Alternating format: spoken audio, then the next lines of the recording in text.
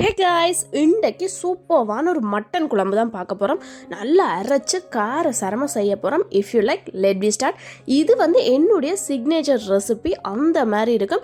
நீங்கள் மறக்காமல் ட்ரை பண்ணி பாருங்கள். அவுட்புட் சூப்பராக வரும். 2 மேசக்கரண்டி நல்லெண்ணெய் சேர்க்கிறேன். நான் மட்டன் பொரிச்சேன். நான் அந்த பொரிச்ச எண்ணெயிலேருந்து 2 மேசக்கரண்டி சேர்க்கிறேன். அதோட ஒரு பெரிய வெங்காயத்தை சும்மா ரெண்டமாக சாப் பண்ணி வச்சுருக்கிறேன். 2 இன்ச்சு சைஸில் இஞ்சி, ஒரு 7 உள்ளிப்பல், வாசத்துக்கு 2 சினமன் ஸ்டிக், 3 கராம்பு, ஒரு 4 ஏலக்காய். அதோட மறக்காமல் பாப்பி சீட்ஸ், அதாவது கசகசா 3/4 டீஸ்பூனுக்கு சேருங்க. டேஸ்ட் அந்த மாதிரி இருக்கும். இதுதான் திக்னஸ் கொடுக்க போகுது. அதோட ஒரு தக்காளி பழத்தை சும்மா ரேண்டமாக கட் பண்ணி சேர்க்கிறேன். இதை மூடி போட்டு நல்லா வதக்கி எடுத்திங்கன்னா சாஃப்டாக வெந்துடும்.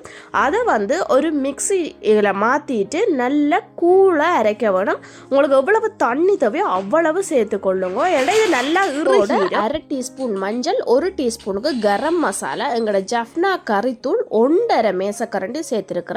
இது நாங்கள் தாளிப்பும் புரிம்பா சேர்ப்போம். அதெல்லாம் காரம் அந்த மாதிரி இருக்கும்.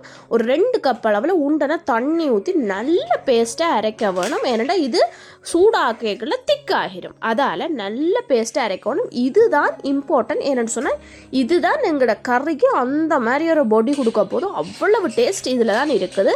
பேந்தும் அதே பேனில் 2 மேசக்கரண்டிக்கு நல்லெண்ணெய் சேர்க்கிறேன். அதோட பாதி வெங்காயம், இதுக்கு சின்ன வெங்காயம் சேர்த்திங்கன்னா இன்னும் சூப்பராக இருக்கும்.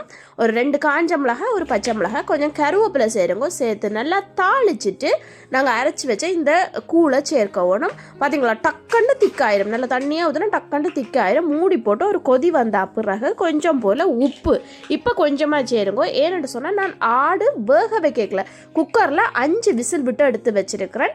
அதுலேயே நான் உப்பும் மஞ்சளும் சேர்த்து அவிச்சு வச்சிருக்கிறேன். கடைசியாக உப்பு பார்த்துட்டு நாங்கள் அட்ஜஸ்ட் பண்ணிக்கொள்ளலாம். மட்டனையும் சேர்த்துட்டு ஒரு கொதி நல்லா வரட்டும். ஏன்னா எல்லாம் வெந்துட்டு இதில்.